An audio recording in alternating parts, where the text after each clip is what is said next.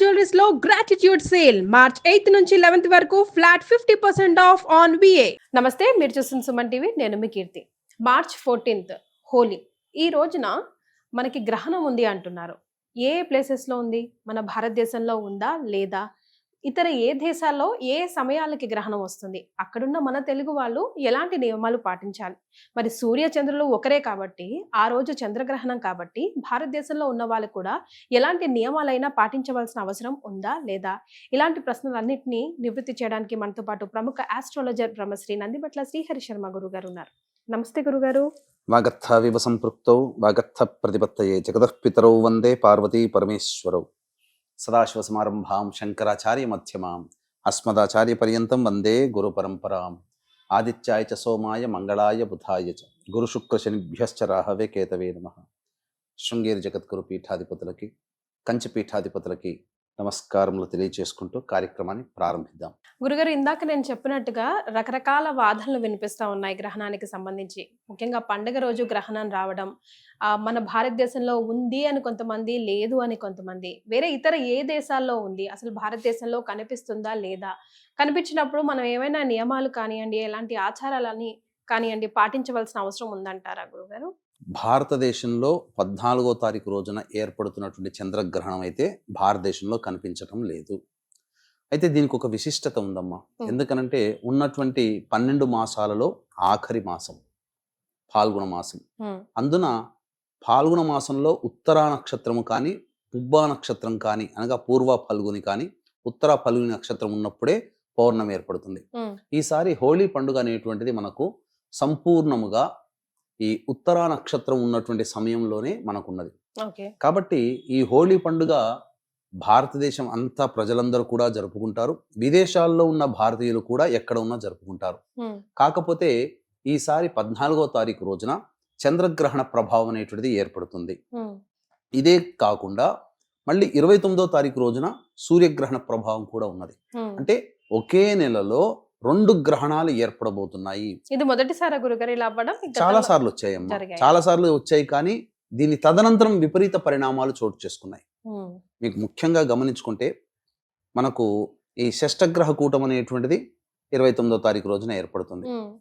దీనికి సామీప్యముగా మనం గనక చూసుకున్నట్లయితే ఈ కరోనా అనేటువంటిది రాకముందు కూడా షష్టగ్రహ కూటమి ఏర్పడడం, ఆ సందర్భంగా ముందు గ్రహణాలు ఏర్పడడం, ఆ తదనంతరమే ప్రపంచాన్ని వణికించేటువంటి కరోనా వైరస్. అంటే ఈ వైరస్ అనేటువంటిది ఒకసారి మనకు భూమి మీదకి రాలేదు. అంతకుముందు ఎన్నో ప్రయోగాలు జరిగి ఉంటాయి. కానీ ఈ షష్టగ్రహ కూటమి ఏర్పడడం ధనుస్సు రాశి, అగ్నితత్వ రాశి. ఈ అగ్నితత్వ రాశిలో ఉండడమే ప్రధానంగా యుద్ధము ప్రకటించడం అని అంటారు. అంటే యుద్ధం వల్ల జరిగేటువంటిది ఏంటి? ప్రాణ నష్టమే కదా. విజయం ఎవరికైనా రావచ్చు, కానీ ప్రాణ నష్టం జరుగుతుంది. అలాగే ప్రపంచమంతా కూడాను ప్రాణ నష్టం జరిగినటువంటి సంఘటన. ఇక దాన్ని బేస్ కనుక చేసుకొని చూసుకుంటే ఇప్పుడు షష్టగ్రహ కూటం అనేటువంటిది 29వ తారీఖు రోజున వస్తుంది. దీనికి ప్రపంచవ్యాప్తముగా ఈ ఫాల్గుణ మాసం అనేటువంటిది ఒక విక్టిమ్ గా తయారైంది. షష్టమగ్రహ కూటమి అనేటువంటిది 29వ తారీఖు నాడు ఏర్పడడం, అదే రోజున కూడా ఈ యొక్క సూర్యగ్రహణం ప్రపంచవ్యాప్తంగా ఉండడం, 14వ తారీఖు రోజున ఇప్పుడు వచ్చేటువంటి మార్చి 14వ తారీఖు రోజున పౌర్ణమి. ఇక్కడ సంతోషంతో జరుపుకుంటాం, కానీ అక్కడ విదేశాల్లో కొన్ని దేశాల్లో ఈ యొక్క చంద్రగ్రహణ ప్రభావం అనేటువంటిది ఏర్పడుతుంది. తద్వారా ప్రపంచవ్యాప్తంగా ఎక్కడైనా గ్రహణాలు ఏర్పడినప్పుడు సాధారణమే కదా అని చెప్పి చాలా మంది కొట్టిపడేస్తుంటారు. కానీ ఇక్కడ అటువంటి విషయాన్ని కొట్టిపడేయాల్సినటువంటి అవసరం లేదమ్మా. ఎందుకనంటే ప్రపంచవ్యాప్తంగా మనకు మంచి చెడు జరిగేటువంటి సంఘటనలు ఈ గ్రహణాలకి లింక్ ఉంటాయి. పెద్ద పెద్ద ఉత్పాతాలు జరిగిన, ప్రకంపనలు కలిగి ఈ యొక్క ఎర్త్క్వేక్స్ అనేటువంటి ఉన్నా, లేదా గొప్ప గొప్ప నాయకులు మరణించిన, లేదా ప్రపంచవ్యాప్తంగా ఏదైనా సామూహిక మారణ హోమం లాంటివి జరిగినా, లేదా అత్యధిక ప్రాణ నష్టం జరిగేటువంటి సంఘటనలు ఏవి జరిగినా వాటి జరగడానికంటే ముందు తరువాత ఈ గ్రహణ ప్రభావం ఉంటుంది. రైట్. కానీ నాకు ప్రస్తుతానికి అఫ్ కోర్స్ సూర్య చంద్రులు ఒకరే, ప్రభావం కొద్దో గొప్ప అందరికీ ఉంటుందేమో డైరెక్ట్లీ ఆర్ ఇండైరెక్ట్లీ అనిపించినా కూడా ఇప్పుడు ప్రస్తుతం ఉన్న పరిస్థితుల గురుగారు మన వాళ్ళంటూ ఇతర దేశాల్లో ఎవరో ఒకరు ఉండడం వల్ల ఇండైరెక్ట్ లింక్ కూడా కదా గురుగారు. అక్కడ వాళ్ళకేమైనా మనకే కదా ఇబ్బంది, మంచి చెడు అన్ని. ఇప్పుడు చూడండి, ట్రంప్ వచ్చిన తర్వాత అసలు మొత్తానికి డిస్టర్బెన్స్. పిల్లలందరూ చాలా మంది మన ఫ్యామిలీ మెంబర్స్ మొత్తం డిపెండ్ అయ్యి disturbance. అక్కడ ఉన్నారు కాబట్టి సో ఇది ఈ గ్రహణం కూడా ఆ దిశగా మనం చూసుకోవాల్సిన అవసరం ఉందంటారా? ఎందుకంటే ఇంతకు ముందు జరిగినటువంటి 2 గ్రహణాలు ఏవైతే ఉన్నాయో అవన్నీ కూడా అమెరికా కేంద్రంగానే జరిగాయి. ఇప్పుడు కూడా జరగబోతున్నటువంటి గ్రహణాలు ఏంటి? ఈ చంద్రగ్రహణం America, Canada, Mexico, Australia, New Zealand, Japan వంటి ఆఫ్రికా వంటి దేశాలలో ఈ యొక్క గ్రహణ ప్రభావం ఉంటుంది. కాబట్టి మోస్ట్ విక్టిమ్ కంట్రీగా కూడా దీనికి సంబంధించి చూసుకుంటే అమెరికా మనకు కనబడుతుంది. ఎక్కువగా మన ప్రాంత ప్రజలందరూ కూడా, భారతదేశంలో ఉన్న వాళ్ళందరూ కూడా అమెరికాలోనే ఎక్కువగా నివసిస్తున్నటువంటి జనం. కాబట్టి ఉదయం 10 తారీఖు రోజున ఉదయం 10:36 ప్రారంభమై సాయంత్రం అనగా మధ్యాహ్నం పూట 3:12 వరకు ఈ గ్రహణ ప్రభావం ఉంటుంది. పాక్షిక చంద్రగ్రహణము. దీనికి మనకు చెప్పబడినటువంటిది ఏంటంటే బ్లడ్ మూన్ అని అంటారు. అంటే ఎర్రటి రంగులో కనిపిస్తుంది అని అర్థం. అక్కడ గ్రహణాలు సంపూర్ణము, పాక్షికము అనేటువంటిది మన రింగ్ ఎక్లిప్స్ అని, అంటే ఉంగరం లాగా కనిపించేటువంటిదని, ఇలా అనేక రకాలైన పేర్లలో ఉంటాయి. అంటే గ్రహణం అని ఏర్పడేటువంటిది ఆ గ్రహణ సందర్భంగా వచ్చేటువంటి యొక్క చిత్రం. తద్వారా అంటే ఆకాశం అంతా చంద్రుడు ఎరుపు వర్ణంలో కనిపిస్తాడు. అంటే ఆ యొక్క సంబంధించినటువంటి ఈ కిరణాలు ఏవైతే భూమి మీద ప్రసరిస్తుంటాయో, భూమికి, చంద్రుడికి, సూర్యుడికి మధ్య ఉన్నటువంటి కిరణాలు అవి పరివర్తనం చెంది ఎరుపు రంగులో మనకు కనిపించడం మాత్రం ఎరుపు రంగులో. అందుకనే బ్లడ్ మూన్ అనేటువంటిది మనకు చెప్పబడి ఉంది. కాబట్టి ఆ ప్రాంత ప్రజలు మాత్రం ఆచార నియమాలు పాటించాల్సిందే. కానీ ఇది మన భారతదేశంలో కనిపించదు కాబట్టి ఎటువంటి నియమాలు పాటించాల్సినటువంటి అవసరము లేదు. అంటే ఇల్లు కడుక్కోవడం, చిత్రపటాలు ఇవన్నీ మూసేయడం, ఇట్లాంటివన్నీ కూడా మనం ఏం పాటించాల్సిన అవసరం లేదు. కాకపోతే ఈ గ్రహణం ఏర్పడుతున్నటువంటి రాశిని బేస్ చేసుకొని కొన్ని రాశుల వారికి మాత్రము చాలా విపత్కర పరిస్థితులు అనేటువంటివి కలుగుతాయి. కొన్ని రాశుల వారికి యోగ కాలము అని చెప్పవచ్చు. ఏంటి ఆ రాశులు గురుగారు? అంటే మంచి జరిగేవి ఏ రాశులకి, అలాగే కొంచెం డేంజర్ జోన్ లో ఉన్న రాశులు వాళ్ళు ఏంటి, అండ్ వాళ్ళకి ఏమైనా మనం పరిహారాలు సూచించగలుగుతామా గురుగారు? తప్పకుండానమ్మా. ఇక్కడ ఏంటంటే ఈ గ్రహణం ఏర్పడుతున్నటువంటి దానికి సంబంధించి మనం హోలీ పండుగ ఇక్కడ సంతోషంగా జరుపుకోవాలి. అయితే ఇక్కడ వీక్షించేటువంటి సుమన్ టీవీ ప్రేక్షకులు కూడా గమనించాల్సిన అంశం ఏంటంటే అహోరాత్రములు అని అంటారు. అహోరాత్రములు అంటే ఏంటి? 4 ప్రధానమైనటువంటి రాత్రిపూట జరుపుకునే పండుగలు చాలా ప్రభావవంతమైనటువంటి పండుగలుగా చెప్పబడి ఉంది మన పురాణాలు, శాస్త్రాల ప్రకారం. ఒకటి మొట్టమొదటిది శివరాత్రి, రెండవది మదన పూర్ణిమ, దీన్నే హోలీ పౌర్ణమి అని అంటుంటారు, కామదహనము అని అంటుంటారు. ఇది రెండవది, ఇది రాత్రిపూట జరుపుకునేటువంటిది. శివరాత్రి కూడా రాత్రిపూట జరుపుకునేది కదా. అలాగే జన్మాష్టమి అంటే ఇది కూడా రాత్రిపూట జరుపుకునే పండుగ కదా. మళ్ళీ దీపావళి రాత్రిపూట జరుపుకునేటువంటి పండుగలు. అంటే సంవత్సరం మొత్తంలో రాత్రిపూట జరుపుకునే గొప్ప పండుగలు ఈ 4 మాత్రమే. ఈ 4 రోజుల్లోనే 1000 సూర్యగ్రహణాలు, 1000 చంద్రగ్రహణాలు కలిస్తే ఎంతటి పుణ్య ఫలితం ఉంటుందో అంతటి పుణ్య ఫలితము ఈ 4 పౌర్ణమిలలో ఒక్కొక్క పౌర్ణమి రోజున ఉంటుందని చెప్పి మనకు శాస్త్రం. అందుకనే ప్రధానంగా చాలా విశేషమైనటువంటి పూజాది కార్యక్రమాలు నిర్వహించుకోమని మనకు చెప్పబడి ఉంది. కాబట్టి ఈ హోళికా పౌర్ణమి, కామ పౌర్ణమి, కామదహన పౌర్ణమి, మదన పౌర్ణమి అంటే మన్మధుడు మరణించినటువంటి రోజుగా చెప్పబడినటువంటి రోజు. కాబట్టి అందుకనే మనకు శాస్త్రం ప్రకారం చూసుకుంటే హోళీ పండుగ ముందు 15 రోజులు అసలు ఈ యొక్క పాల్గొన మాసంలో పూర్వము ఒక 500-600 సంవత్సరాల కిందట పెళ్లిళ్లే జరుపుకునే వాళ్ళు కాదు. ఎందుకంటే భార్యాభర్తలు దాంపత్యంలో జీవించాల్సినటువంటిది, దాంపత్యానికి మూలకారకుడైనటువంటి మన్మధుడు మరణించినటువంటి సమయం కాబట్టి ఈ యొక్క మాసంలో చేసుకునేవాళ్ళు. కానీ కాలక్రమేణా దగ్గరగా వచ్చి 10 రోజుల ముందు అటు ఇటుకు జరుపుకునేవాళ్ళు కారు. కాలక్రమేణా ఇప్పుడు వారం రోజుల ముందు, ఇప్పుడు ఏమైపోయింది, ఒక రోజు ముందు అటు ఇటుగా మానుకొని మిగతా రోజుల్లో పెళ్లిళ్ళు చేసుకుంటున్నారు. ఇది మనకు చెప్పబడినటువంటిది. అయితే ఇక్కడ ఈ చెప్పినటువంటి దేశాల్లో ఉన్నటువంటి ప్రాంత ప్రజలు ఒక్కొక్క సంబంధించినటువంటి దేశంలో ఒక్కొక్క టైం జోన్ లో ఉంటారు కాబట్టి ఆ టైం జోన్ కి సెట్ అయ్యేటువంటి విధంగా ఉన్నటువంటి దాన్ని వాళ్ళు బేరీజ్ వేసుకొని ఆ యొక్క గ్రహణం ఏర్పడుతున్నటువంటి సమయం రోజున ముఖ్యంగా స్నానం ఆచరించి ఇష్ట దేవత పూజ చేసుకోవాలమ్మా. ఏదైనా గురువు ఇచ్చినటువంటి మూలమంత్రము, లలితా సహస్రనామము, లలిత త్రిశతో, శివ సహస్రనామము, అది గ్రహణం విడిచేంత వరకు స్నానం చేసి, విడిచేంత వరకు కూడాను జపం చేసుకొని విడిచే ముందు ఒక 10 నిమిషాల ముందర మళ్ళీ విడుపు స్నానం చేసేసి ఇల్లంతా శుభ్రపరచుకోవాలి. ముఖ్యంగా దర్భలు అనేటువంటివి ఇంట్లో వాడాలి. ప్రతి ఆహార పదార్థంలో నిల్వ ఉంచుకొని మళ్ళీ వాడుకునేటువంటి ఆహార పదార్థాలలో ఈ దర్భ అనేటువంటిది వేసుకోవాలి. అయితే ఇక్కడ మనకు గ్రహణం కనిపించదు కాబట్టి, గ్రహణం మనకు భారతదేశంలో లేదు కాబట్టి ఎటువంటి నియమాలు పాటించాల్సిన అవసరం లేదు. కాకపోతే ముఖ్యంగా మానసిక సంబంధించినటువంటి సమస్యలతో బాధపడేటువంటి పిల్లలు, పెద్దలు, అలాగే ఈ సంబంధించినటువంటి గర్భవతులు ముఖ్యంగా ఆచరించాల్సినటువంటిది, ఈ గర్భవతులకి సంబంధించి ఈ గ్రహణ ప్రభావము మనకు 13 మరియు 14 తారీఖులో 2 రోజుల్లో ఉంది కాబట్టి చేతనైతే పిల్లలకి తలకినో లేకపోతే నడుము దగ్గరనో కంఠం దగ్గరనో పిల్లలకి ఎవరైతే గర్భం దాల్చిన మహిళలు ఉంటారు కదా, వాళ్ళు ఈ యొక్క నాభి దగ్గరనో లేదా నాభి చుట్టను కనుక దర్భ పెట్టుకుంటే గనక, ఇప్పుడు ఎందుకనంటే చంద్రుడు మనకు కనబడుతున్నాడు, ఇక్కడ చాలా మంది మనకు కనిపించినప్పుడు పాటించాల్సింది లేదు అని చెప్తారు. వాస్తవమే, నియమాలు పాటించాల్సిన అవసరం లేదు, కానీ ఆచారం మాత్రం పాటించాలి. కాబట్టి గర్భవతులు ఎవరైతే ఉంటారో వాళ్ళు ఖచ్చితంగా ఈ యొక్క సంబంధించినటువంటి నడుము చుట్టూను, అంటే గురుగారు వాళ్ళకి సాయంకాలం అవుతున్నప్పుడు మనకి ఇక్కడ ఉదయకాలం అవుతుంది కదండి. అవునమ్మా, అక్కడ వాళ్ళకి ఉదయకాలం, అక్కడ వాళ్ళకి సాయంత్రం, మనకు ఉదయకాలం అయినా కూడా పాటించాలి. ఎందుకంటే చంద్రుడు ఉంటాడు కదమ్మా ఉదయం పూట కూడా ఉదయిస్తాడు కదా, కాబట్టి అందులో సందేహం లేదు. కాబట్టి ఆ విధంగా పాటించాలి, ఇక్కడ వాళ్ళు కూడా పాటించాలి. ఎందుకు? ఇది విశ్వవ్యాప్తమైనటువంటి జరిగే ఇన్సిడెంట్, కేవలం ఒక దేశంలో మాత్రమే జరుగుతుంది, ఇంకో దేశంలో అని కాదు ఇక్కడ. కాకపోతే అక్కడ కనిపించే వాళ్ళకి మాత్రం ఆ నియమాలు పాటించాలి.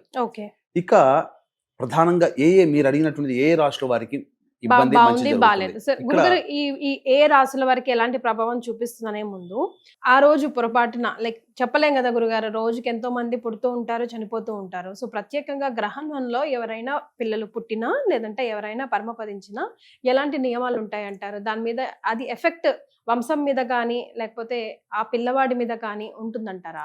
ఇక్కడ గ్రహణం అనేటువంటి సందర్భంగా జన్మించినప్పుడు గ్రహణ వేద గ్రహణ శాంతిగా చేసుకోవాలమ్మా. ఎందుకనంటే గ్రహణం అనేటువంటిది ఆషామాషి అయినటువంటి సమయం అయితే ఇక్కడ పుట్టినా ఎక్కడ పుట్టినా, ఇక్కడ పుడితే ఇక్కడ మనకు కనిపించదు కాబట్టి సంబంధం లేదు. విదేశాలలో ఆ సమయంలో గనక జన్మ ఇచ్చినట్లయితే ఎక్కడైతే గ్రహణం వస్తుందో ఆ సమయంలో ఉంటే గనక పుట్టిన తర్వాత 11వ రోజున ఖచ్చితంగా గ్రహణ శాంతి చేసుకోవాల్సిందే, నవగ్రహాలకి జపాలు చేసుకోవాల్సిందే, అలాగే ఉదక శాంతి చేసుకొని ఇంట్లోకి ప్రవేశం చేయాల్సిందే, ఇంట్లో శుద్ధిగా అవన్నీ కావాల్సిందే. అలాగే చనిపోతే కూడా ఉదక శాంతి చేసుకోవాల్సిందే, తప్పదు. గ్రహణంలో చనిపోవడం అనేటువంటిది మాత్రం సరైనది కాదు. కాకపోతే ఇక్కడ మనకు భారతదేశంలో కనిపించదు కాబట్టి దానికి సంబంధించినటువంటిది ఏమీ చింతించాల్సిన పని లేదు. అయితే మనకు ఏర్పడుతున్నటువంటిది కన్యా రాశిలో ఏర్పడుతున్నటువంటి గ్రహణం కాబట్టి ముఖ్యంగా ఈ సంబంధించినటువంటి కర్కాటక రాశి వారికి, తరువాత మిథున రాశి వృశ్చిక రాశి వారికి, కర్కాటక వృశ్చికం, తరువాత మేష రాశి వారికి, ఈ 3 రాశుల వారికి మాత్రం యోగ కాలం. ఈ 3 రాశులకి మాత్రం చెప్పబడినటువంటిది యోగ కాలం. మిగతా అన్ని రాశుల్లో అనగా వృషభ, మిథున, సింహ, కన్య, తుల, మకర, కుంభ, ధనుస్సు రాశులలో జన్మించినటువంటి వాళ్ళకి మాత్రం కొన్ని ఇబ్బందికర పరిస్థితులు అనేటువంటి ఏర్పడతాయి. కాబట్టి దీన్ని దృష్టిలో పెట్టుకుని మన పీఠం ఆధ్వర్యంలో ఈ 14వ తారీఖు రోజున ఈ సశాస్త్రీయముగా గ్రహణ దోష నివారణ పూజలు, హోమాలు అనేటువంటి జరిపించడం జరుగుతున్నాయి. ముఖ్యంగా ఆరోగ్యం కోసం, ముఖ్యంగా లక్ష్మీ ప్రాప్తి కోసం. ఆ రోజు పౌర్ణమి కాబట్టి లక్ష్మీ హోమము, మృత్యుంజయ హోమము, అలాగే సంబంధించినటువంటి నవగ్రహాల హోమము, ఇవన్నీ కూడా జాతకరీత్యా వివాహం కావాల్సిన అబ్బాయిలకి అమ్మాయిలకు సంబంధించిన హోమాది కార్యక్రమాలు పర్ హెడ్ 2,100 రూపాయలకి చేయించడం జరుగుతుంది. ముఖ్యంగా ఎవరికి ఇబ్బంది అని అంటే కుంభరాశిలో ఉన్నటువంటి వాళ్ళకి అష్టమ స్థానంలో గ్రహణం ఏర్పడుతుంది కాబట్టి అది చాలా ప్రధానంగా దోషం. సింహరాశి వారికి కుటుంబ స్థానంలో ఏర్పడుతుంది, కన్యా రాశి వారికి రాశిలోనే ఏర్పడుతుంది, మీన రాశి వారికి సప్తమ స్థానంలో ఏర్పడుతుంది. ఈ 4 రాశుల వారికి, దీంతో పాటుగా ధనుస్సు రాశిలో జన్మించినటువంటి వారికి 10వ స్థానంలో ఏర్పడుతుంది. కాబట్టి ఈ రాశుల్లో మీనము, ధనుస్సు మరియు సింహము, కన్య, ఈ 4 రాశుల వారికి మాత్రం ఎఫెక్టివ్గా ఎక్కువగా ఉంటుంది, అందులో సందేహం లేదు. సో మరి వీళ్ళకి ఎలాంటి పరిహారాలు పాటించాలి గురుగారు? ఆఫ్ కోర్స్ వీలైనంత మంది మీ పీఠం ఆధ్వర్యంలో సామూహికంగా అందరూ ప్రత్యేకంగా చేయించుకోలేరు కాబట్టి, ముఖ్యంగా విదేశీయుల్లో ఉన్న వాళ్ళు వచ్చి చేయించుకోలేరు కాబట్టి మీరు ఇస్తున్న మంచి అవకాశాన్ని సద్వినియోగం చేసుకోవాలని నేను కూడా ప్రేక్షకుల్ని మనసారా కోరుకుంటున్నాను. నియమాలు అండ్ దాన ధర్మాలు కూడా, గ్రహణం అన్నాక ఖచ్చితంగా దాన ధర్మాలు చేయాలి, ఆ విషయం కూడా ఒకసారి మనం గుర్తు చేసుకుందాం. తప్పకుండానమ్మా. ముఖ్యంగా మీన రాశిలో జన్మించినటువంటి వాళ్ళకి సప్తమ స్థానంలో ఏర్పడుతుంది కాబట్టి దాంపత్య విభేదాలు కానీ, ఎవరితో కలిసి పని చేస్తుంటారో వాళ్ళతో విభేదాలు కానీ, లేదా ఉద్యోగం వ్యాపారం చేస్తుంటే కస్టమర్లతో, ఉద్యోగం చేస్తుంటే తోటి ఉద్యోగస్తులతో, అధికారులతో వాగ్వివాదాలు విభేదాలు పెరుగుతాయి. ఇది ఒకటి. తర్వాత మిథున రాశి వారికి అర్ధాష్టమంలో ఏర్పడుతుంది గ్రహణం.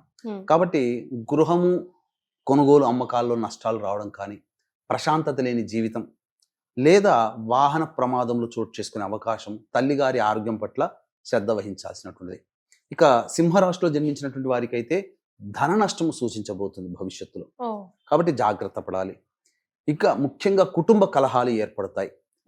మీ వాక్కు వల్ల ఏమవుతుందనంటే కొన్నిసార్లు మొహమాటానికి పోయి నేను అన్ని చేసి పెడతానని వాళ్ళకి మాట ఇవ్వడం, ఇటువంటి వల్ల నష్టపోతుంటారు.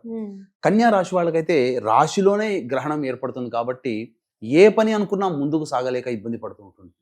ఇది ప్రధానంగా. అన్నిటికంటే ముఖ్యంగా ఈ కన్యా రాశి వాళ్ళు కూడా ప్రశాంతత లేని జీవితాన్ని పొందుతారు. ఇక తులారాశి వారికి అయితే ఎక్కువగా ధన ఖర్చు ఎక్కువగా సూచించబోతుంది. స్థాన భ్రంశము ఈ గ్రహణం తర్వాత ఏర్పడే అవకాశం ఉంది, కాబట్టి స్థాన చలనం జరిగే అవకాశం ఉంది.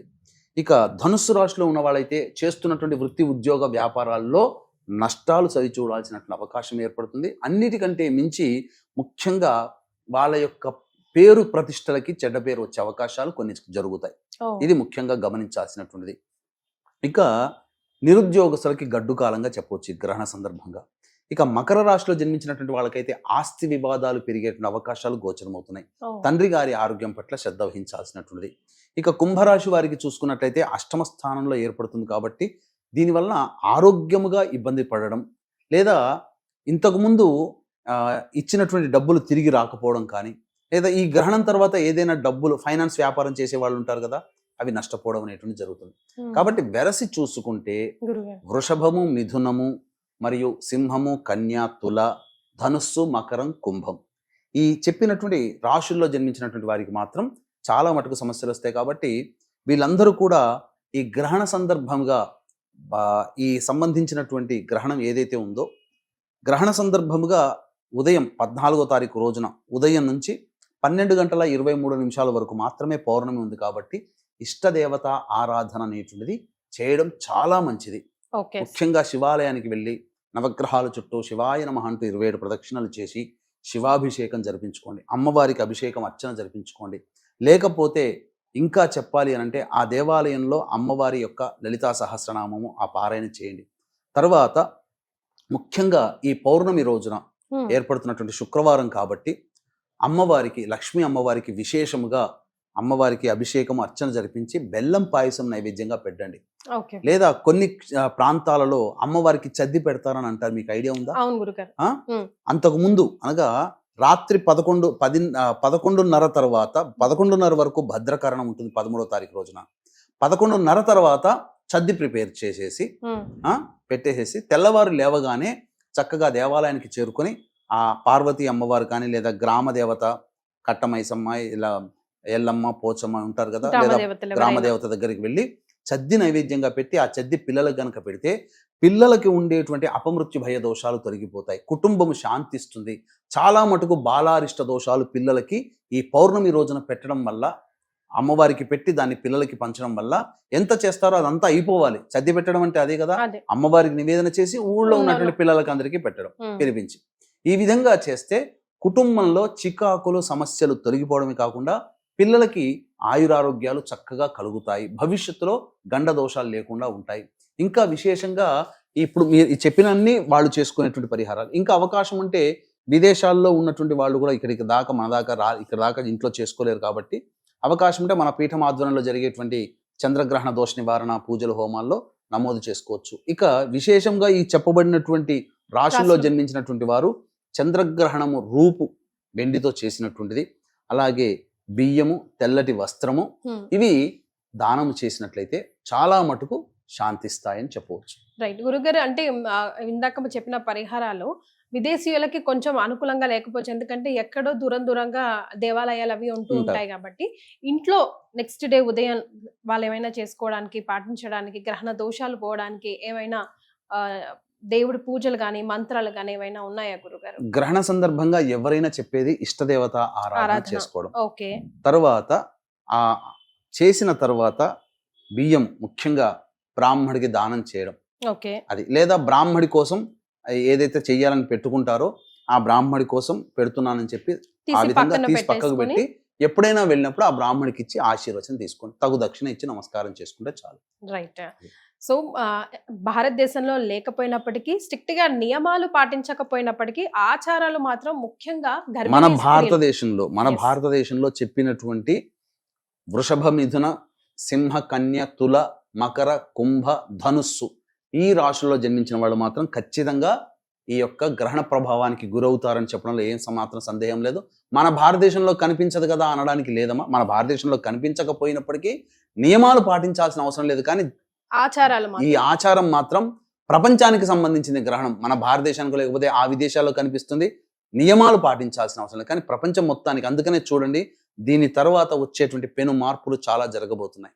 షష్టగ్రహ కూటమి, 2 గ్రహణాలు ఒకే నెలలో ఏర్పడడం. ఈ 2 గ్రహణాలు ఒకే నెలలో ఏర్పడడమే గ్రహ సంచార ప్రభావంలో మహాభారత యుద్ధం జరగడం కారణం. కార్తీక మాసంలో ఇది, అందుకనే ఇది కూడా కారణం. కాబట్టి భవిష్యత్తు వినాశనానికి ఇప్పుడు మనం సంతోషంగా ఉన్నామని సంతోషపడాలి, కానీ భవిష్యత్తులో వచ్చేటువంటి నష్టం కరోనా ఎవరైనా ఊహించారా? కాబట్టి ఇప్పుడు కూడా అదే చెప్పబడుతుంది. దీని తర్వాత ప్రపంచవ్యాప్తంగా పెను మార్పులు చోటు చేసుకోబోతున్నాయి. కూటమి ఎందుకనంటే మీనరాశిలో సంబంధించినటువంటిది సూర్యగ్రహణం ఏర్పడుతుంది, చంద్రగ్రహణం కన్యా రాశిలో, కన్యా రాశి భూతత్వ రాశి, సూర్యగ్రహణం ఏర్పడేది జలతత్వ రాశి. కాబట్టి ఖచ్చితంగా ప్రకంపనలు, ఎర్త్ క్వేక్స్, అలాగే సునామీలు, అంటే సముద్రంలో అలజడులు జరిగి అనేటువంటిది సముద్రం తీరము కోతకు గురయ్యే అవకాశాలు గోచరమవుతున్నాయి. ముఖ్యంగా సునామీలు ఏర్పడి బాగా నష్టం జరుగుతుంది. అంతేకాకుండా ఈ రాశికి సంబంధించినటువంటి భచక్రంలో గనక చూసుకున్నట్లయితేనమ్మా, అది 12వ రాశి, రాశి నుంచి 12వది అంటే ఏంటి? అదే ఆఖరి రాశి. సృష్టి వినాశనం కూడా అక్కడ జరగబోతుంది. ఆ రాశ్యాధిపతి అయినటువంటి గురువు వృషభ రాశిలో ఉన్నాడు. ఎవరి నక్షత్రంలో ఉన్నాడు? మృగశిర నక్షత్రంలో ఉన్నాడు. ఆ మృగశిర నక్షత్రాధిపతి అయినటువంటి కుజుడు స్తంభించి మిథున రాశిలో ఉన్నాడు. కాబట్టి ఖచ్చితంగా స్తంభించి ఉన్నటువంటి కారణం చేత ఈ అస్త్రశస్త్రాస్త్రాలు వేసుకునే సందర్భాలు కొన్ని దేశాల్లో ఏర్పడబోతాయి. ఇప్పటికీ కామ్గా ఉన్నా దీని ప్రభావం మాత్రం ఖచ్చితంగా ఉంటుంది. అందులో ఏమాత్రం సందేహం లేదు. రాసి పెట్టుకోండి, ఇది మాత్రం ఖచ్చితమమ్మా. ప్రపంచంలో జరిగిన అనేక దుర్ఘటనలకి గ్రహణాలే సాక్షిభూతమవుతున్నాయి. కాబట్టి మనం తేలిగ్గా తీసుకోవాల్సిన అవసరం లేదు. మనకు లేదు కాబట్టి మనం పాటించాల్సింది లేదు, నియమాలు పాటించాల్సిన అవసరం లేదు. కానీ ఖచ్చితంగా మనం చేసుకుంటే తప్పేందమ్మా? ఒక దేవుడి పూజ చేసుకుంటే చేసుకోమని చెప్తున్నాం, తప్పేముంది? దేవుడి పూజ ఇంట్లో జాగ్రత్తగా ఉండాలి, దైవారాధన చేసుకోండి, తప్పేమీ లేదు కదా. ఏం పోయేది ఏమీ లేదు మనకు, ఇంకా పుణ్యమే తప్ప. కాబట్టి ఇది చేసుకుంటే ఏమవుతుందంటే కొంత రక్ష, దైవిక రక్ష మన కుటుంబానికి కలుగుతుంది. ఆ మాత్రం కూడా ఈ మంచి చెప్పినా కానీ లేని దానికి ఇవన్నీ చెప్తున్నారని చెప్పి వాదించేవాళ్ళు మన హిందువులోనే ఉంటారు.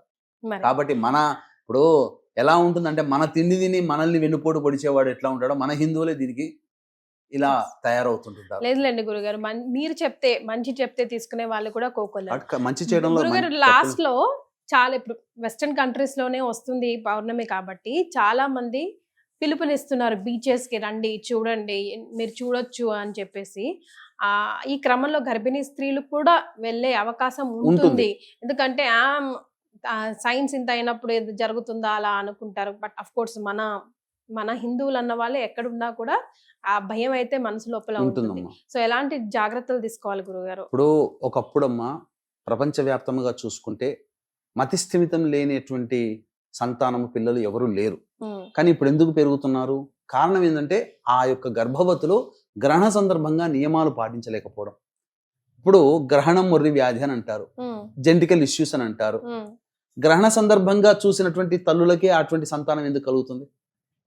మిగతా మామూలుగా ఎన్నో సందర్భాల్లో జన్మించినప్పుడు గ్రహణం మొర్రి అనేది రావాలి కదా. అంటే ఈ పై పెదవి ఇలా కోసుకొని పుట్టడము, లేకపోతే వికృతాకారంగా పుట్టడము, ఇవన్నీ కూడా ఏంటనంటే అంతరిక్షం నుంచి వచ్చేటువంటి కిరణాలని ఆ గర్భవతి, అంటే కొంతమంది శరీరాలు సున్నితంగా ఉంటాయి, వచ్చినటువంటి ఆ రేస్ని పిండస్థం మీద ప్రభావం చూపి చూపిస్తుంది. కొంత శారీరక మార్పులు జరుగుతాయి. ఉమ్, ఈ పిండ మీద ప్రభావం చూపుతుంది. చూపించి మనం తెలిసి పెద్దవాళ్ళు పెట్టినటువంటిది.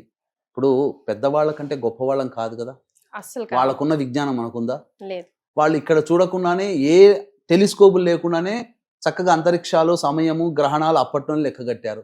మనం చూడాలనంటే టెలిస్కోప్ పెట్టి చూసుకుంటాం. ఏదైనా వాళ్ళ సాంకేతిక విజ్ఞానం, పెద్దవాళ్ళ సాంకేతిక విజ్ఞానం ముందు మనము తక్కువే. మరి సో గురుగారు చెప్పబోయేది ఏంటంటే, భారతదేశంలో కనిపించినప్పటికీ కూడా ఆచార నియమాలు మాత్రం కంపల్సరిగా ఖచ్చితంగా, ముఖ్యంగా గర్భిణీ స్త్రీలు పాటిస్తే చేసే తప్పేముంది అని. అలాగే మిగతా దేశాల్లో ఉన్న వాళ్ళైతే, గ్రహణం ఉన్న దేశ వాళ్ళు ఖచ్చితంగా పాటించవలసిందే. చాలా సంతోషం గురుగారు, ధన్యవాదాలు. సర్వం శ్రీ ఉమామహేశ్వర పరబ్రహ్మార్పణమస్తు.